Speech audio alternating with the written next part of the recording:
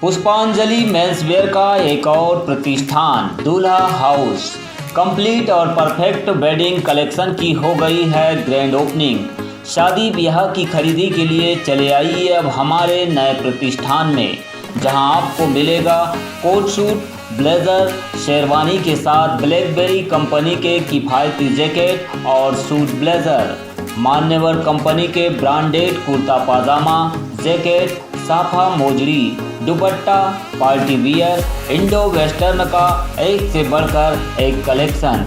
हमारा पता है दादाबाड़ी स्कूल के पीछे इतवारी बाजार के पास बालाघाट। संपर्क करें 9425138551।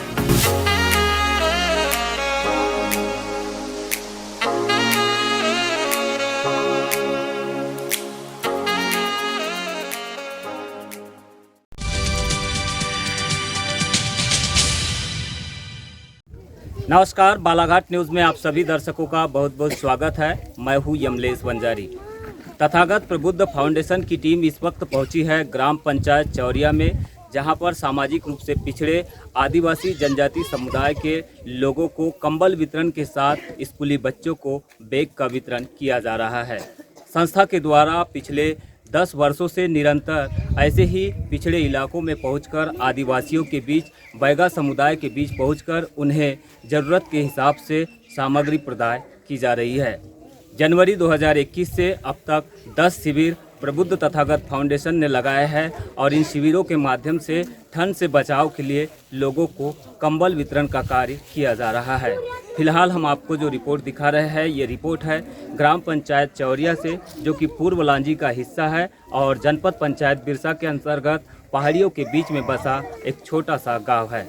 आइए देखते हैं इस रिपोर्ट में किस तरह से यहाँ पे प्रबुद्ध तथागत फाउंडेशन के माध्यम से यह कार्य हो रहा है और साथ में वन विभाग का कैसे सहयोग इस संस्था को मिल रहा है और किस तरह से आदिवासियों के बीच उनकी समस्याओं को जानने का भी प्रयास इस विशेष शिविर के माध्यम से किया जा रहा है। दक्षिण बैहर के अति संवेदनशील ग्राम पंचायत चौरिया में प्रबुद्ध तथागत फाउंडेशन की टीम ने 92 आदिवासी परिवारों को कंबल का वितरण किया, साथ ही 25 बच्चों को स्कूली बैग प्रदान किए। इस मौके पर कार्यक्रम की अध्यक्षता फाउंडेशन के सचिव महेंद्र मेश्राम ने की, जबकि मुख्य अतिथि के तौर पर दक्षिण सामान्य वन मंडल पूर्व लांजी के वन परिक्षेत्र अधिकारी शिशुपाल अहिरवार एवं विशेष अतिथि के तौर पर प्रशिक्षु वन क्षेत्रपाल शशांक वर्मा मौजूद रहे। कार्यक्रम की शुरुआत स्कूली छात्र छात्राओं को बैग वितरण से की गई। इसके बाद चौरिया एवं जैतपुरी से पहुंचे आदिवासी परिवारों को ठंड से बचाव को लेकर कंबलों का वितरण हुआ। वन परिक्षेत्र अधिकारी शिशुपाल अहिरवार ने फाउंडेशन के कार्यों की प्रशंसा करते हुए कहा कि संस्था के प्रयासों से हमें परिक्षेत्र के आदिवासी परिवारों से संवाद करने का मौका मिला है। इस प्रकार के आयोजन से ग्रामीण लाभान्वित तो होते ही है, साथ में हमें भी ग्रामीणों से रूबरू होने का अवसर मिलता है, जिससे हमें वनों की रक्षा में उनकी मदद भी मिलती है। कार्यक्रम में उनके अलावा फाउंडेशन की ओर से सहयोगी रफ़ी अंसारी, वन विभाग के फॉरेस्ट गार्ड इलियास खान, नारायण सिंह टेकाम, वन विकास समिति के अध्यक्ष, सरपंच, सचिव एवं अन्य कर्मचारी मौजूद रहे। पहले तो हम ये प्रबुद्ध तथागत फाउंडेशन की टीम को बहुत बहुत धन्यवाद देना चाहेंगे और उनका आभार प्रकट करना चाहेंगे कि उन्होंने अपने बैनर तले हम लोगों को लाके और ग्रामीणों के समक्ष लाए और ग्रामीणों के बीच में हमको खड़ा किए और उनके सहयोग के लिए वो बधाई के पात्र हैं।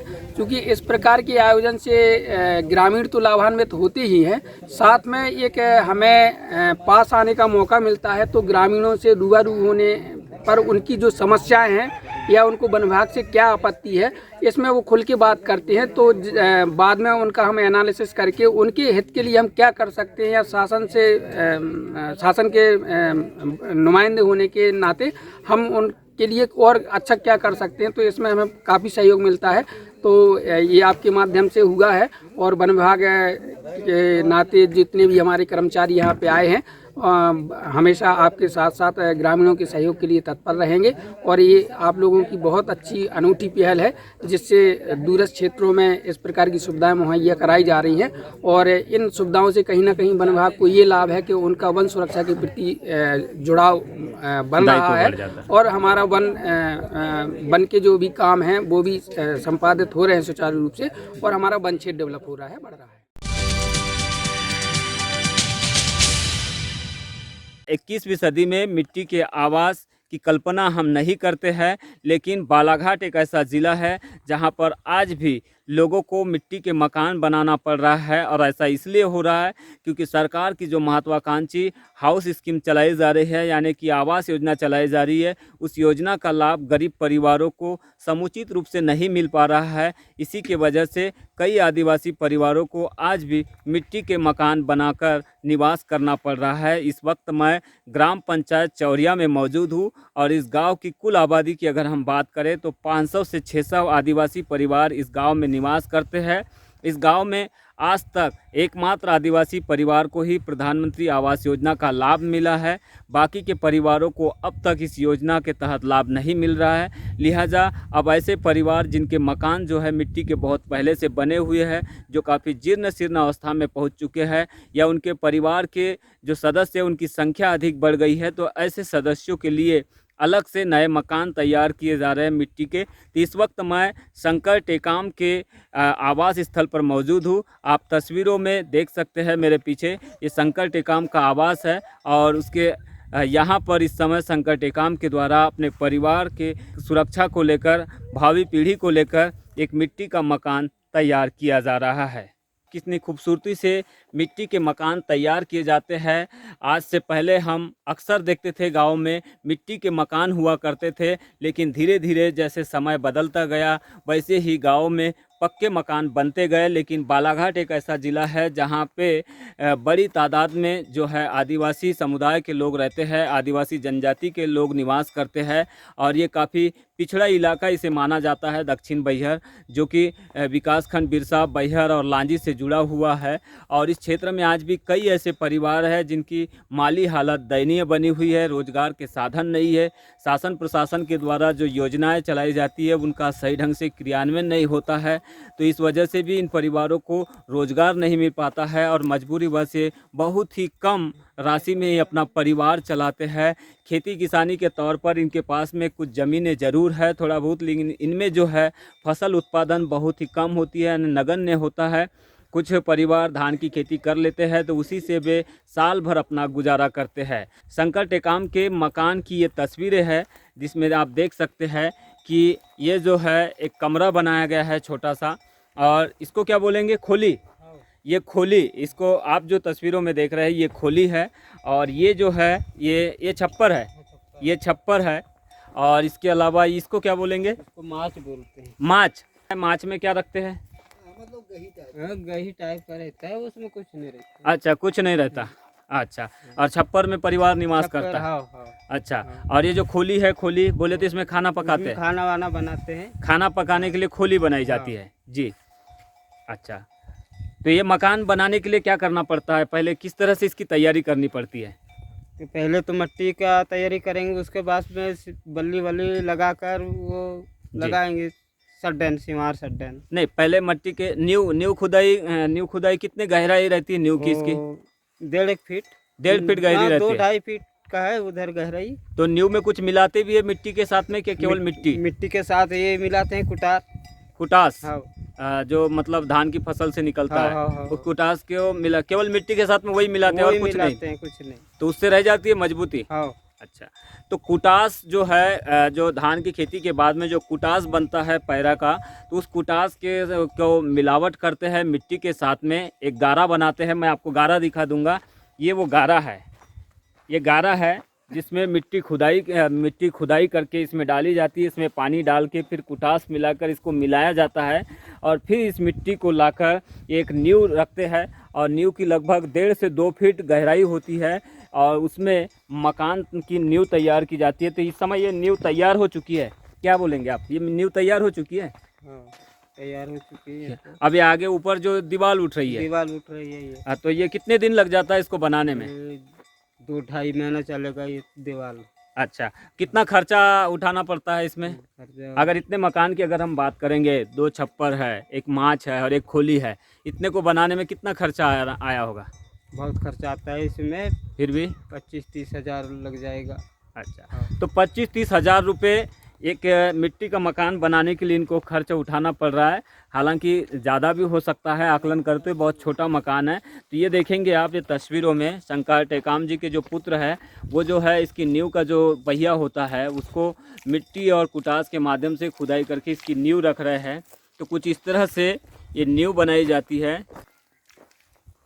सरकार के द्वारा प्रधानमंत्री आवास योजना चलाई जा रही है, लेकिन यहाँ पे कहीं किसी भी व्यक्ति का पक्का मकान नहीं है। क्यों नहीं है? क्यों नहीं है तो ये हमको पता नहीं, वो सरपंच सचिव इनका ही गलती होगा, इसलिए तो दे रहे नहीं है। अच्छा, कभी आवेदन किए थे आप लोगों ने कि हमको आवास का लाभ क्यों नहीं मिल पा रहा है? आवेदन तो कई बार हो गया तो देते ही नहीं आवेदन। अच्छा, तो किसी का भी नहीं बना है? किसी का नहीं है, किसी का नहीं है। तो क्या नाम है आपका? सदरू टेकाम।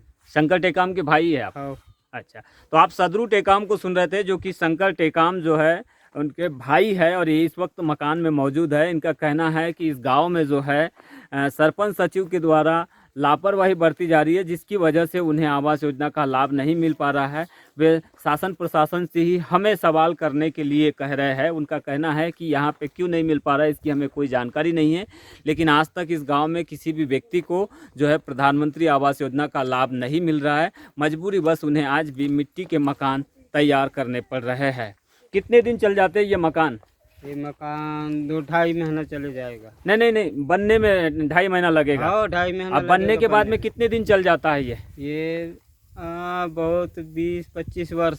अच्छा, 25 वर्ष। दिन में इसके लिए बहुत मेहनत करनी पड़ती है। मेहनत तो काफ़ी मेहनत भी करनी पड़ती है मिट्टी के मकान बनाने के लिए। आप देख रहे हैं ये बच्चे हैं आदिवासी परिवार के, जिनके द्वारा काफ़ी दूर से नाले, कहाँ से ला रहे हैं पानी? कहाँ से ला रहे हैं आप लोग? कितने दूर से ला रहे हैं पानी? कहाँ से ला रहे हैं? नाला कितने दूर है यहाँ से? तो ये बोल नहीं पा रहे हैं, लेकिन इनकी खामोशी ये बयां करती है कि काफ़ी दूर से ये पानी ला रहे हैं। ये दोनों बच्चे हैं इस परिवार के, और ये सामने में जो नाला है उस नाले से पानी लेकर ये गारा जो बनाया हुआ है मिट्टी की मिलावट के लिए, उस गारे में लाकर पानी डाल रहे। तो कितना पूरा परिवार मिलके इस मकान को बनाने में जुटा हुआ है, बच्चे से लेकर बूढ़े, और सारे लोग मिलकर इस मकान को तैयार कर रहे हैं। तो इतनी मेहनत करनी पड़ रही है एक मकान बनाने के पीछे, लेकिन सरकार की जो योजनाएं चल रही है वो ऐसे आदिवासी क्षेत्रों में, ऐसे ग्रामीण क्षेत्रों में जहां पे वाकई में ज़रूरत है परिवारों को एक पक्के आवास की, प्रधानमंत्री आवास योजना की, तो उन्हें इस योजना का लाभ नहीं मिल पा रहा है।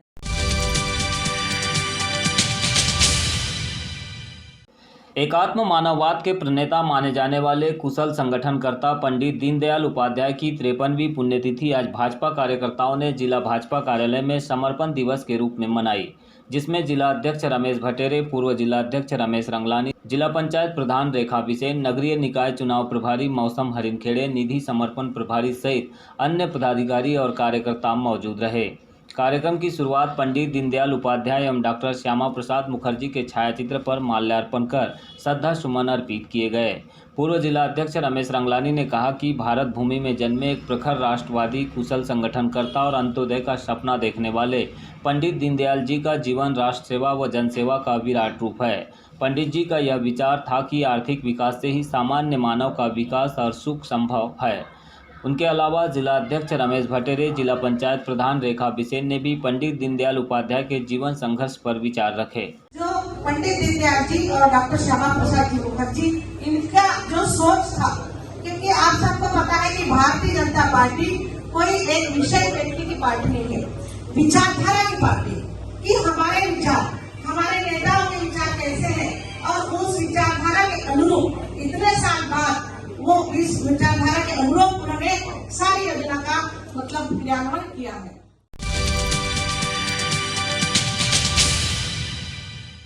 आयुष विभाग के राज्य मंत्री रामकिशोर नानोकावरे ने ओंकारेश्वर स्थित एनएचडीसी सभागृह में इंदौर एवं उज्जैन संभाग के सभी जिला आयुष अधिकारियों की बैठक लेकर विभागीय योजनाओं की समीक्षा की।